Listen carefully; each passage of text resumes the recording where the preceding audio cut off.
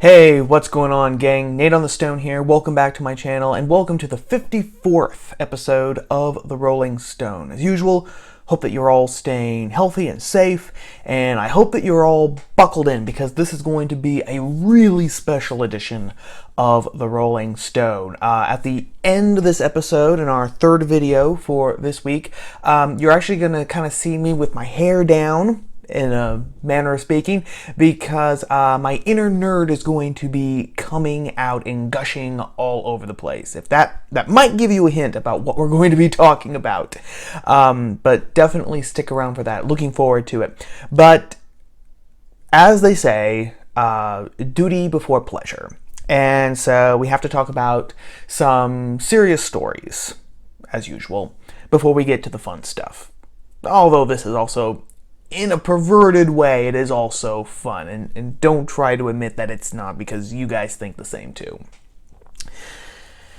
So our first story for this edition of the Rolling Stone, we are talking about Joe Biden, and I have made, upon recollection, I have made a gross miscalculation, because I think, as I'm searching through the files in my mind, I think that this is going to mark the first time that we've actually talked about Joe Biden here on the Stone. I mean, I've made several videos about AOC. I mean, she's practically, my co-pilot. She's Chewie to my Han, almost, the number of times we've talked about AOC. But we've also have had several videos about Elizabeth Warren, Bernie Sanders, Pete Buttigieg, whose last name I still cannot pronounce. Thank you very much. You can unload your hate in the comments below. But we've never talked about Joe Biden, which has been a gross error on my part, especially now since he is the presumptive Democratic presidential nominee.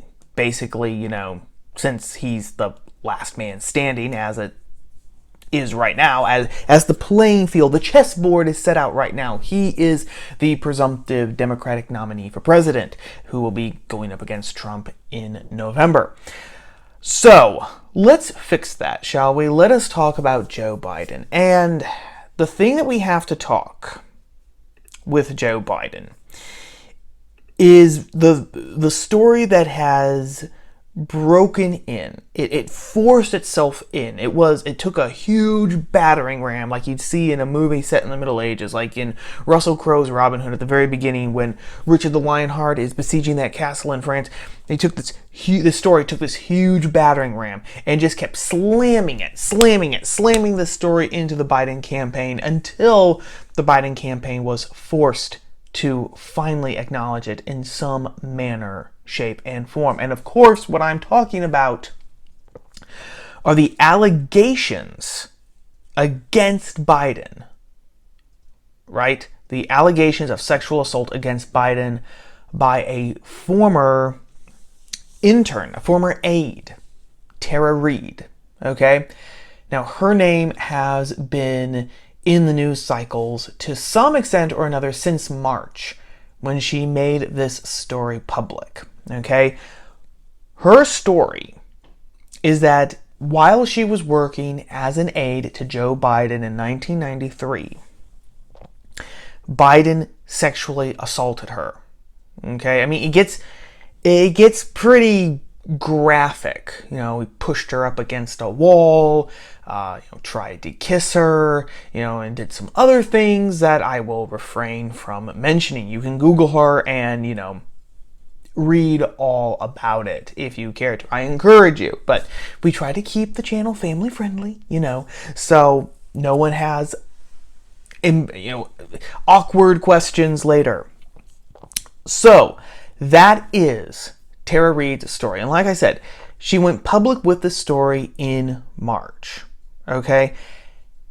Now, the Biden campaign, up until this moment, has done its damnedest to simply try and ignore this story. Basically say It's not true. It's not true. It's not true. It's not true. Look at everything that Joe has done for women during his years in the Senate and then his years as vice president under Obama. Look at all the things that Joe Biden has done to help women. He is a Me Too guy. Yeah, he might be a little touchy-feely, you know. We've seen multiple videos about that. In fact, the social media blew up with kind of touchy-grabby Joe before mentally deficient Joe videos became the thing. And Biden has said, yeah, I come from a different time, you know. You young kids with your new rules and Me Too and stuff, it's hard for old timers like me to kind of get with the program. But you know what, doggone it, I'm going to try and do better. And then Tara Reade came, like a rotten egg falling from a sky on his campaign. She came and said, no, sir, it's not just about not respecting women's personal spaces. You actually sexually assaulted me. And like I said, the Biden campaign up until this moment has tried to basically ignore her, but they no longer can. As of this recording, Joe Biden is actually going to, for the first time, address these allegations on MSNBC. He's going to do that Friday morning, okay? Friday being the 1st of May. May Day, actually. Happy May Day, everyone. There was really no other choice for Biden because I'm quoting here a story from the New Republic, okay? Because it links to a story from Business Insider, okay, from April 27th. So, as of this recording, again, just a few days ago.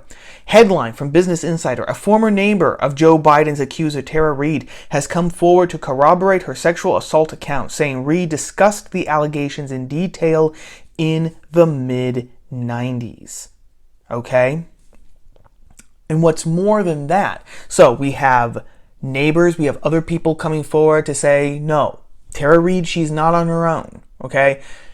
Neighbors of her are coming forward to corroborate this.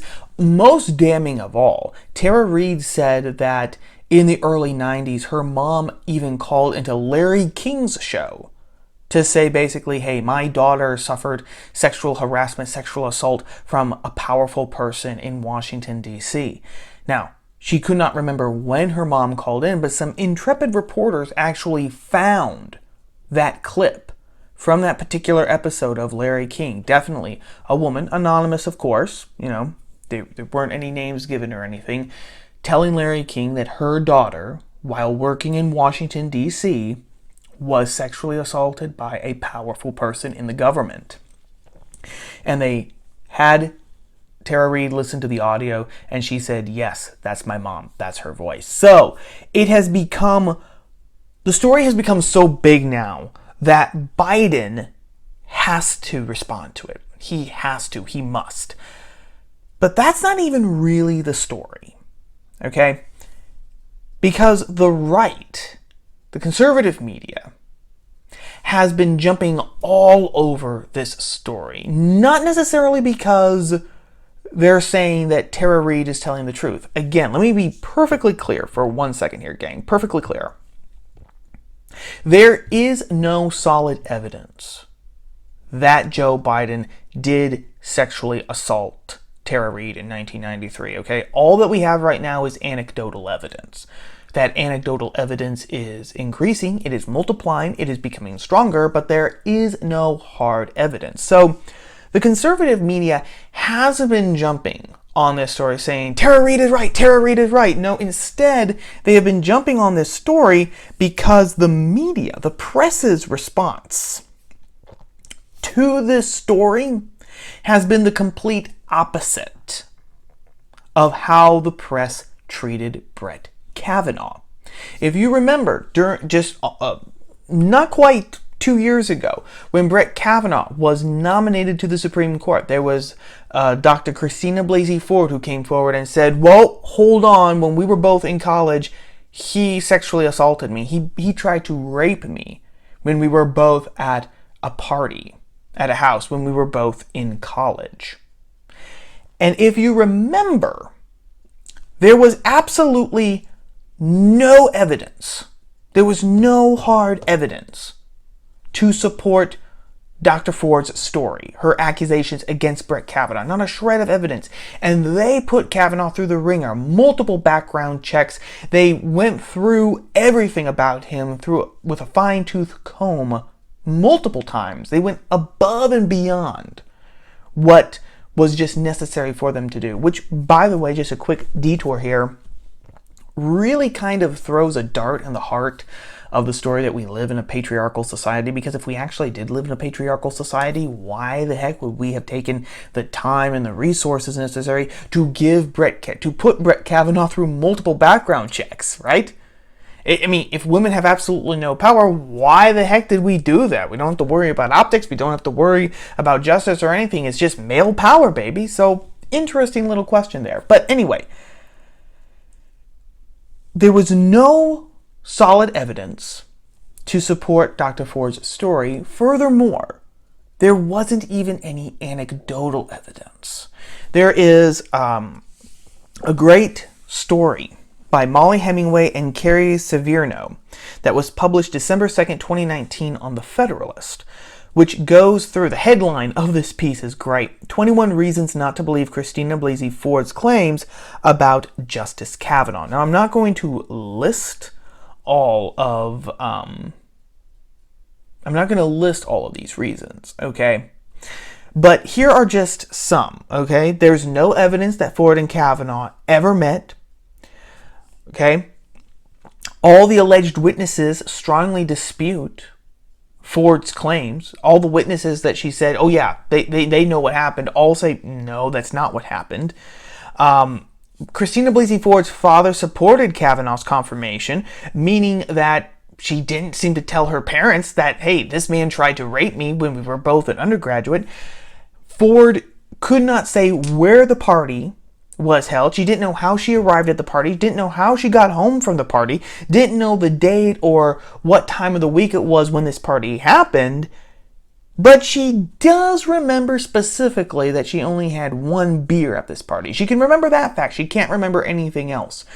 Furthermore, she's changed the date of the incident by several years. Okay, she was retelling her story several times. She first went to the Washington Post, then she went to Senator Dianne Feinstein, and then she finally, and each time she was changing the date, right? Character witnesses from the time support Kavanaugh, including several ex-girlfriends of his who said, no, Brett Kavanaugh never was like this. He never would have done something like this, So, all of these things.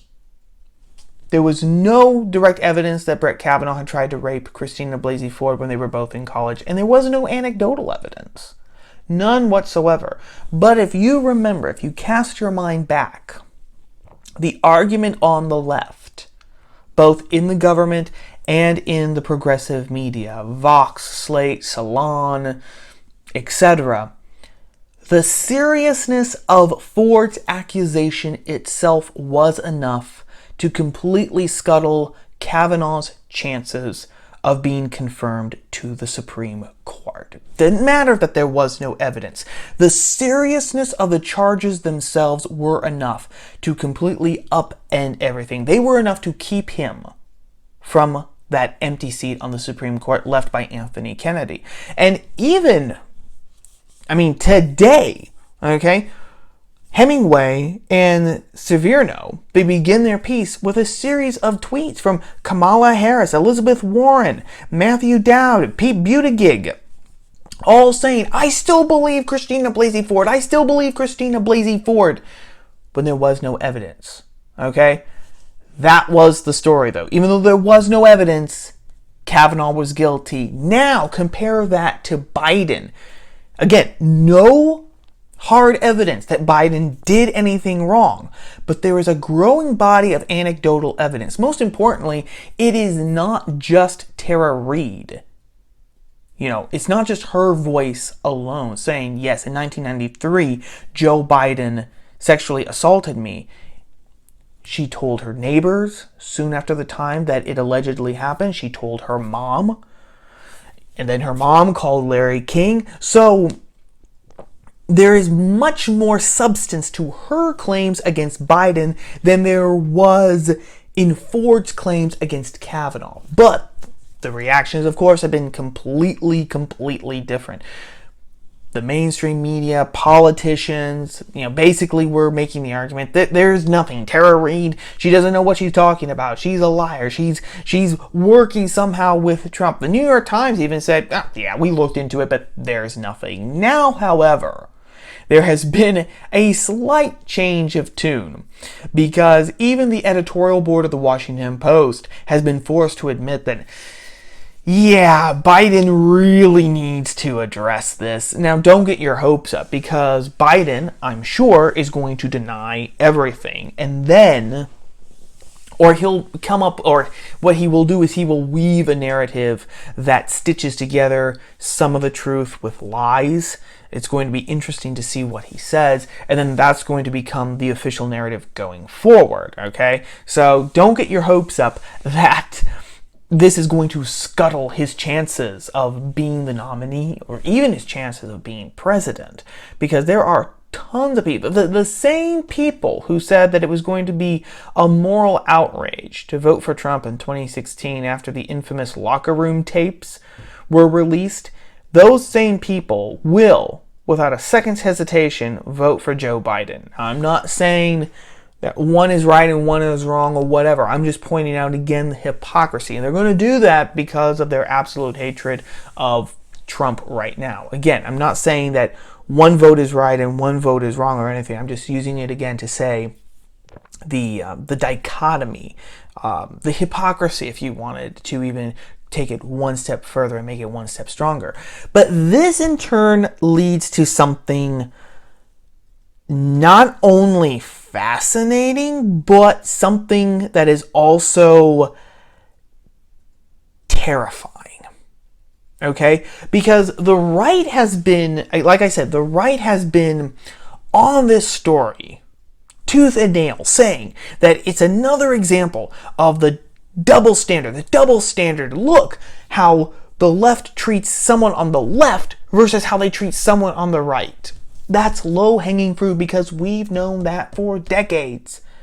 It's a common thought experiment now among conservative commentators to say, can you imagine if someone on the right, can you imagine if a conservative, can you imagine if a Republican, said X, when in reality it was someone on the left who said those very same things? It's become a cliche, and I hate it at this point.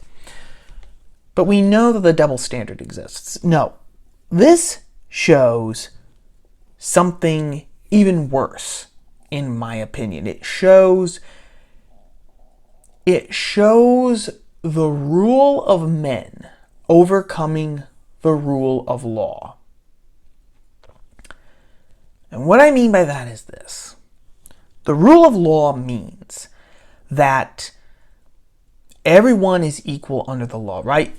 We don't elect people just to arbitrarily make up rules. We elect representatives to make laws that then equally apply to each and every single individual. Right? That is the rule of law. We also acknowledge as part of that no one person is above the law. The president, the members of Congress, the justices, all public officials, they are equally bound to the law. They are not the masters of the law. The law is supposed to be the master of us all. That's the rule of law. And the rule of men is the exact opposite. The rule of men is completely arbitrary. It means to the victor belongs the spoils. If you win this political office, then you can do whatever you want. You make the rules. The law is not the master of everyone. You are the master of everyone. That's what it means by the rule of men. Now, they can gussy it up. They can disguise it, right? It doesn't mean necessarily that you know that you are living in a goose-stepping fascist country by the rule of men. No.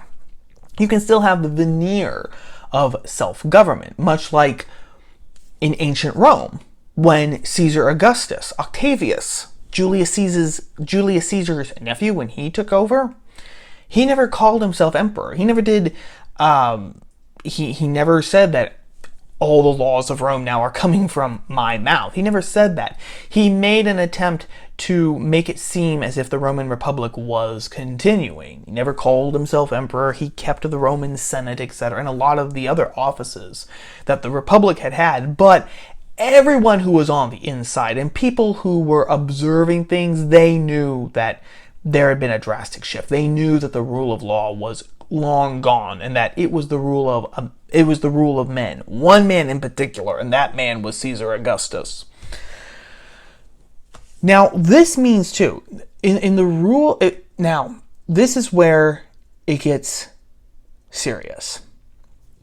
Because in a rule of law, while it may bite that your political candidate didn't win office, it's not the end of the world. Because the laws are still there. The laws are still there to protect us, and the laws are still equally enforceable on everyone. They're equally binding on everyone. Okay? However, in a rule of men, that is no longer the case.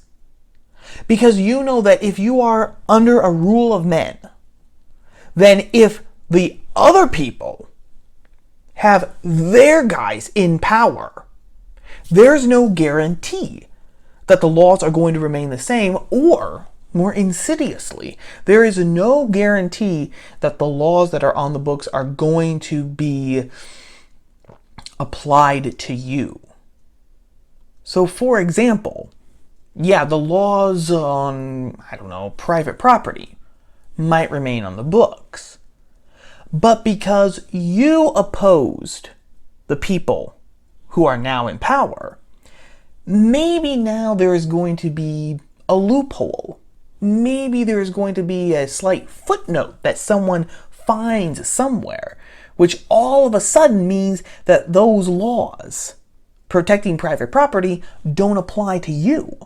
Which means now that the state, the bureaucratic apparatus, it can come in and basically kick you out of your house, confiscate what you own, and kind of say, yeah, you know what? It's because of this loophole, so blah, blah, blah, blah, blah, blah, the laws don't apply to you, when everyone knows that it's because you opposed the new regime. You opposed the people now in power.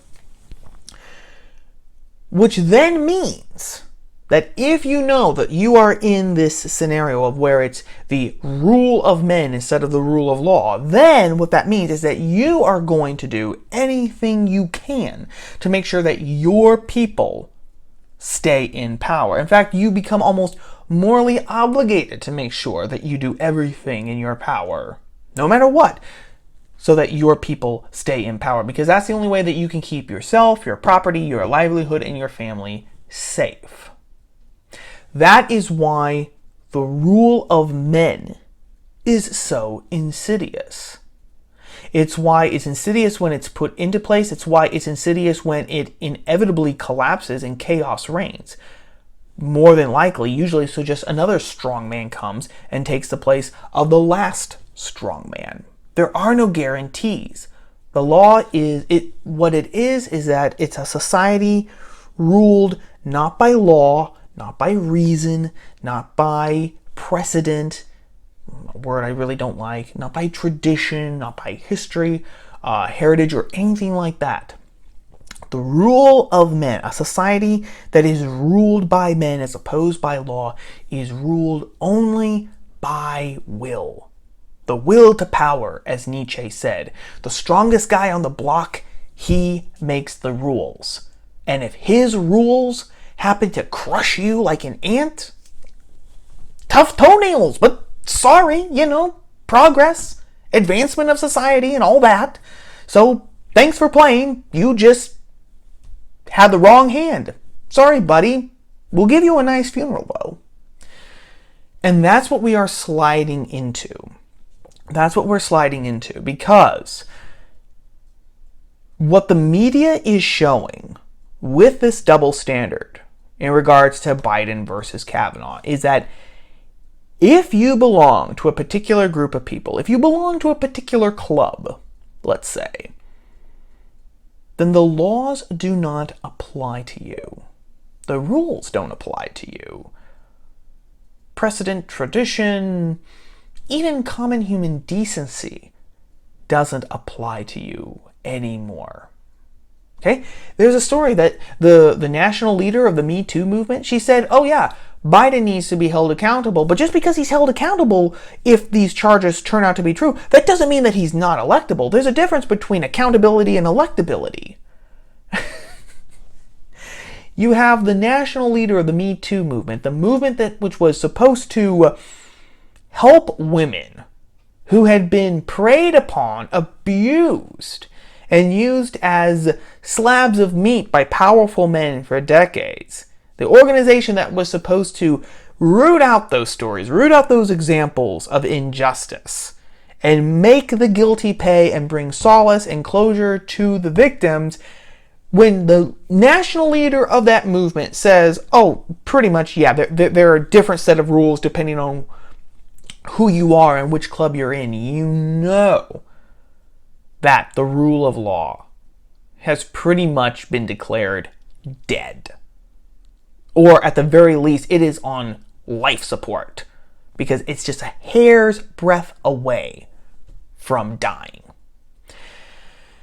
Which means chaos, because of course you can't have self-government under a rule of men. You can't be independent under a rule of men. But anyway, that's what I think that story is showing. It's not just a simple case of the old double standard. It's a lot more serious than that. But anyway, that is story number 1.